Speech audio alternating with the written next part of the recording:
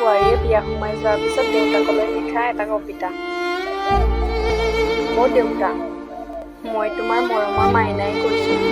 মই এতিয়া মৰমৰ মাইনাই হৈ থকা নাই, মই সংযমী মাইনা হৈ উঠিছোঁ তোমালোকৰ বাবে।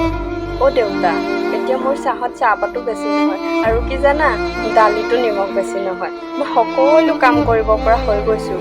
অ' দেউতা, আজিকালি মই অভিমান কৰি ঠেহ পাতিবলৈও এৰিলোঁ নহয় দেউতা। এতিয়া মোৰ অভিমানবোৰৰ বেলেগ এটা নাম জানা, জেদ। দেউতা, মায়ে যে আগতে মোক কাম কৰিবলৈ গৈ খং কৰিছিল, তুমি যে মাক বাধা দি পুনৰ মাক খং কৰিছিলা, মনত আছেনে তোমাৰ? মায়ে ভালেই কৰিছিল জানা দেউতা। এতিয়া মোক কামবোৰ মৰমেৰে শিকোৱা মানুহ নাই। মই অভিমানত ঠেহ পাতিলেও মিছা জানা দেউতা। মই নিজে নিজে শিকিব পাৰিছোঁ সকলো কাম।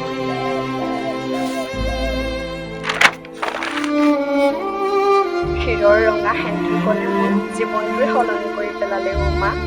দেউতা, তোমালোকে ব্যৱহাৰ কৰা শব্দবোৰ আৰু ইয়াত ব্যৱহাৰ কৰা শব্দবোৰ অৰ্থহে একে, কিন্তু বুজোৱাৰ প্ৰণালীটো সম্পূৰ্ণ বেলেগ জানা দেউতা। বুজি উঠিছোঁ দেউতা, টকা নাথাকিলে সকলো মিছা, হয়তো আপোনবোৰো মিছা। দুখ লাগিলেও মই এতিয়া চিঞৰি কান্দিব নোৱাৰোঁ অ' মা। মানুহে মোক বেয়া বুলিব। যন্ত্ৰণাবোৰ বুকুত লুকুৱাই সদায় হাঁহি থাকিব শিকিছোঁ জানানে মই। কেতিয়াবা যে যন্ত্ৰণাৰ বোজাবোৰ বহুত বেছি গধুৰ হৈ পৰে অ' মা। তেতিয়া মই জীয়াই থকা দুৰ্বাস, হেঁপাহ আৰু আশাবোৰ পাহৰি আঁতৰি যাবলৈ মন যায় অজান দেশলৈ। কিন্তু মই স্থবিৰ হৈ ৰওঁ তোমালোকৰ বাবে দেউতা। মোক তোমালোকে হাৰি যাবলৈ শিকোৱা নাই, শিকাইছা সদায় সন্মুখৰ বিপদৰ সৈতে হাঁহি হাঁহি যুঁজ কৰিবলৈ।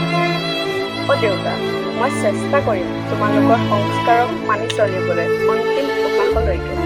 জীৱনৰ ঘাট প্ৰতিঘাতবোৰ নেওচি আগবাঢ়ি যাবলৈ চেষ্টা কৰিম। অ' মা, অ' দেউতা, তোমালোকে মোৰ কথা চিন্তা কৰি নাথাকিবা। নেদেখা জনৰ কৃপাত মই সদায়ে সুখী, দুখতো সুখী আৰু সুখী হৈ থাকিম আজীৱন। তোমাৰ মৰমৰ মাইনা সদায় সুখী থাকিম। জীৱন দুখ হ'লেও বাধা নেওচি আগবাঢ়ি